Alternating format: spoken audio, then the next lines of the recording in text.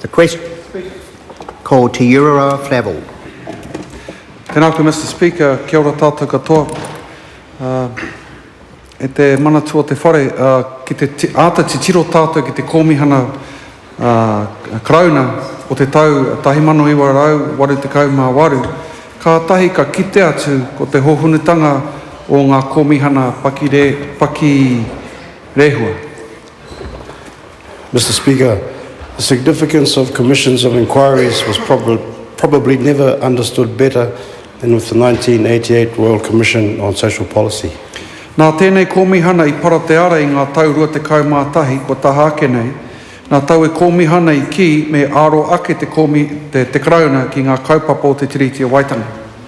It was this groundbreaking commission 21 years ago that declared the provisions of the treaty require that the Crown must respect the principles of the treaty. I puta nā whakatau e tōru nei, arā, te mahi ngātahi, te kaupapa tiaki, te kaupapa kia whaiwahi te katoa, I reire I whakatūria ai kia noho te tiriti o Waitangi hei pūtake kōrero mō ngā rua te kautau neke atu. The enunciation of these principles, partnership, protection and participation, help set the foundation for the treaty discourse for the next 2 decades and more. Engari, I puta mai tētahi kōrero whakahirahira I taua kōmihana, nā te ahorangi nei nā meihana jury I whakaputa. E tika ana kia ata tirohia taua kōrero me tāna pāanga ki tēnei pire, hei ara putanga. E whai ake nei ngā kōrerora. There was a particular statement reported back from the Royal Commission on Social Policy by Professor Mason Jury, which is so remarkable that it must be considered in this inquiries bill as a model of the quality of outcomes we can expect, and I quote. Mr. Speaker, the quote itself goes as follows. The Commission believes that the treaty is always speaking and that it has relevance to all economic and social policies. Not only must the past be reviewed in light of its principles, but the treaty promise must also be seen as fundamental to those principles which will underline social well-being in the years to come. Toere e te kaihautu he motuhake te noho a te kōmihana mō ngā take a iwi a te krauna, nā te whānui me te whāroa o tōna titiro. Mai taua wā taino ki enei rā, ka kitea o na tapuai e te whānuitanga o ngā kaupapa āhuatanga āiwi. Mr. Speaker, the Royal Commission of Inquiry into Social Policy was unique in the breadth of its coverage and the impact of its scope.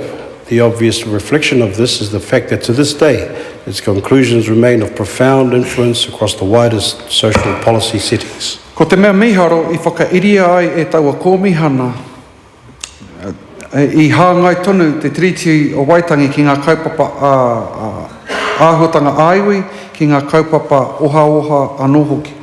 In particular, the Commission was distinguished by its recognition that te tiriti o Waitangi was as relevant to social policy as it is to economic policy.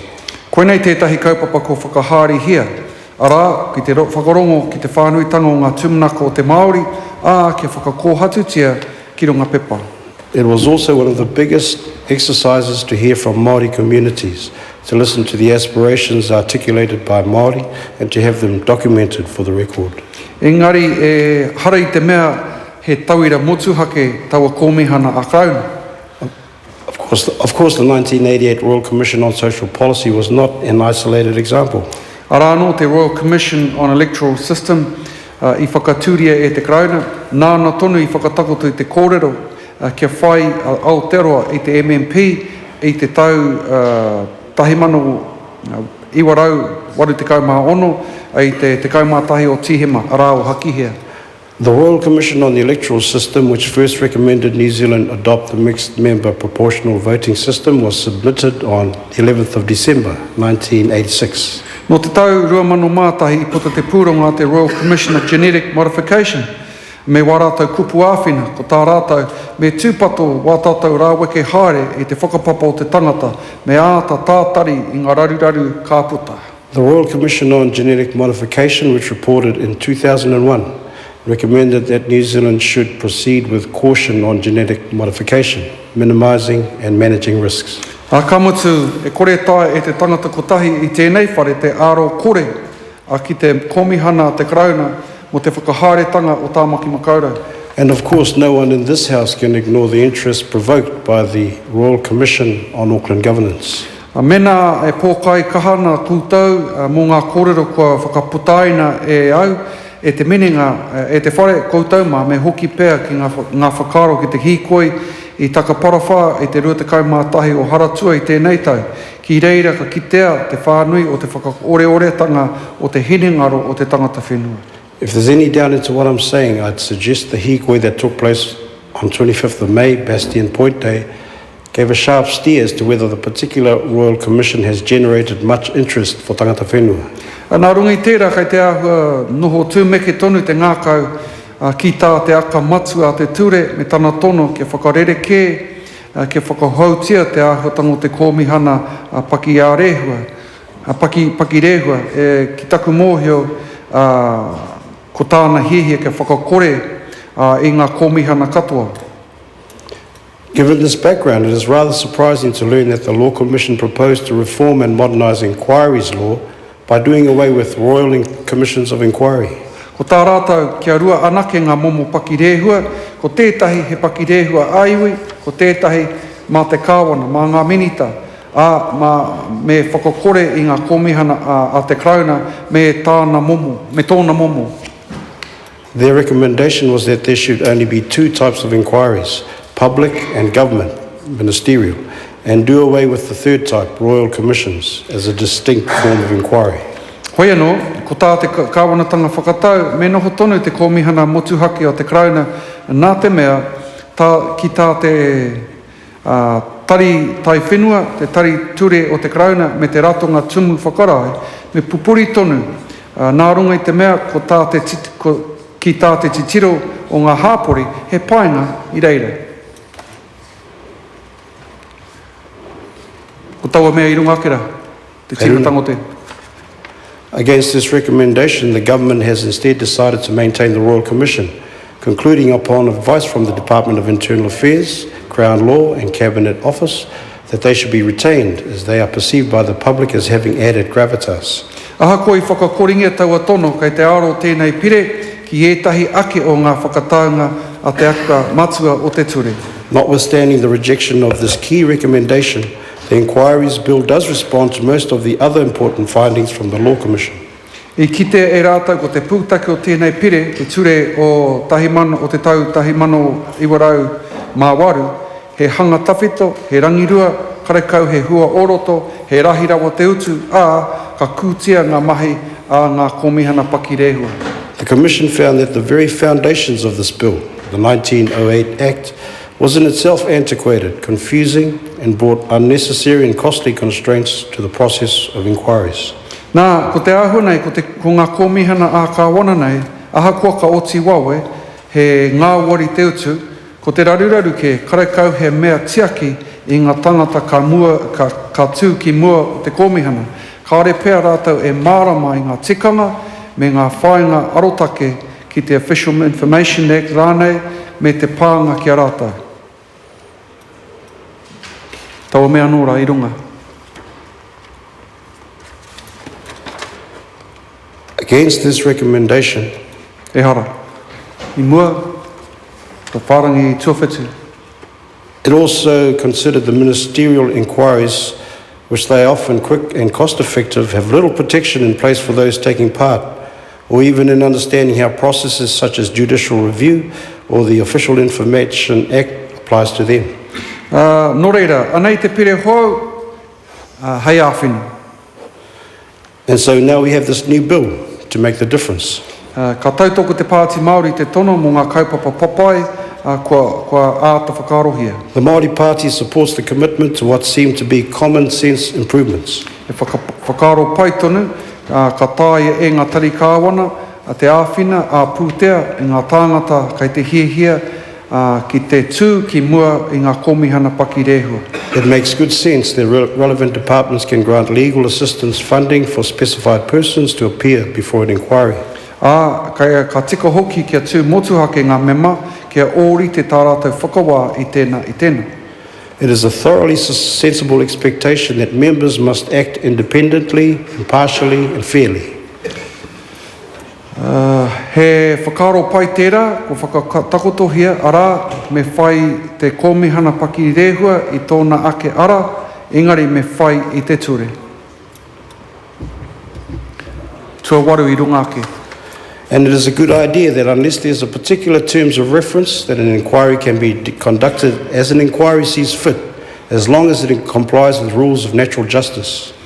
Kare au I te kite I te kaupapa, I te tiko o te kaupapa, kia utaina ngā whaina taumaha ki runga I ngā ture kia hangaia e tēnei whare. Kare he painga I roto I tēnei. I'm not quite so convinced why it has to be that every bill that comes through this House seems to be fatally flawed by the compulsory addition of a hefty fines regime. Ko te whiu a te pire, kia piki ngā whaina, mai tōna taumata o te tahi mano tāra ki te taumata hou o te tekau mano tāra. Ko etahi o ngā mahi, he mea whaina hia ko enei. Tuatahi, vena kāre te tangata e hanake aha ko te tono, kāre ai e whakaputa ngā whakāturanga e mōhio tiana e ia, a he mahi tau whati whakapōrere I te hui. The bill recommends that penalties for disobedience with an inquiry's order are pushed up from a maximum of $1,000 to a maximum of $10,000. The various offences that earn this fine include failing to attend or give evidence or disrupting proceedings. Aha koe e nā taumahatanga, kei roto I te pire tētahi ake āhua, ka tae e te rōpū pakirehua te tono, kia noho nama te tangata mena I whakarohia nā mahi pōrerea, tinihanga rānei, kāre e wawe oti ngā hui ēnā, ka nui ake te utu. If this isn't draconian enough, the bill now provides that an inquiry may make an order awarding costs against a person if it is thought that person has unduly lengthened or obstructed the inquiry or added undue cost to the inquiry. Engari ke mōhio mai koutou tērā pē me uru mai tētahi kaupapa ki roto I te whare pāremata. Kei konei hoki tētahi kaupapa hei mahi whakaroa I ngā ture, te kaupapa e kia nei ko te filibustering. Mind you, the idea of fining members in this House for the practice of filibustering, that peculiarly parliamentary practice of obstructing legislation by a range of delaying tactics, has some appeal. Ko tā mātou mo tēnei pire he tāpiri atu he mea whakatika āture ke manai te tiriti o Waitangi I te wā e whiriwhiri e ana ngā kōmihana pakirehua.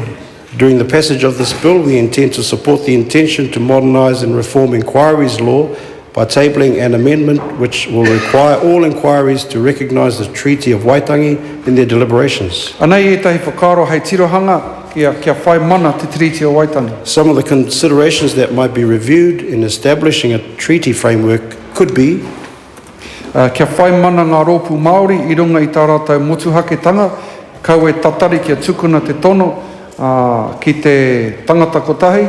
Maori collectives should be considered part of the inquiry as of right, rather than waiting for an individualised invitation. Me whakataungia ngā mema Maori I runga I tō rātou ake mātauranga I roto I te ao aiwi nei, kau e whakatū I runga I te kaupapa he eti noiho te toto Maori kei roto I a rātou. Maori members should be appointed on their knowledge base, not merely by virtue of having whakapapa Maori.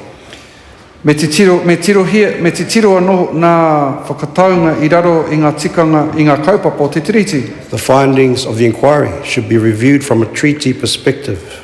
Me haere ngā mema o ngā komihana pakirehua ki ngā hui o te Māori, ke mārama mai rātou ki te ao, me ngā whakaro o tēnā iwi. Members of inquiry should be required to attend public hui or meetings associated with the inquiry to assist them in refining their understanding on the views relevant to Māori. E te kai arahi o te whare, hei tā Moana Jackson, I whai whakaro, I ai e ata te tiro ana ki tēnei kaupapa, ko tāna ko te tiro ki te āhuatanga o te tiriti o Waitangi e āhua rite ki tēnei kupu, ki ngā kupu e whai ake nei, and an exquisite politeness.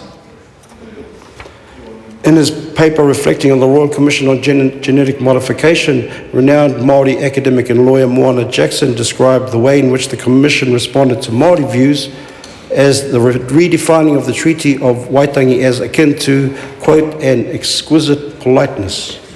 Ko nei kupu na Simon Upton, nā nei ki, Māori have been listened to with exquisite politeness and cosmetic tact and then basically passed by. Nō reira, te rā pēr, ko rere te wā, mō ngā kupu waha huka, hei ārai, hei whai mana te tiriti o Waitangi.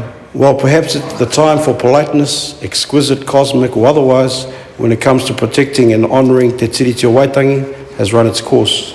Me kore, e tukuna te tiriti kia noho ngoi kore ki tāhaki, e tino tikanga hei whai mō te kaupapa āture, kei te whatu manawa e titi ana. He kaupapa a tangata, a ohahua rānei, me mārama ngā, me rangatira te whanaungatanga I wānganui te krauna e tō tātou iwi. The treaty requires more than being passed by. There are critical constitutional issues at heart, as well as social and economic imperatives. That any issues affecting tangata whenua are dealt with in the context of a meaningful treaty relationship between our people and the Crown. Nō reira, ko tēnei pire tētahi wāhanga mō te rārangi take ka wānanga hia mō te kaupapa āture. This bill then is another component of the constitutional review agenda. Ka tautoko mātai tēnei pire I tōna haerenga tuatahi kei mua tonu ngā kōrero hei whakawā I aia. We will support it at this, its first reading, and look forward to the subsequent debates. Kia ora tātou.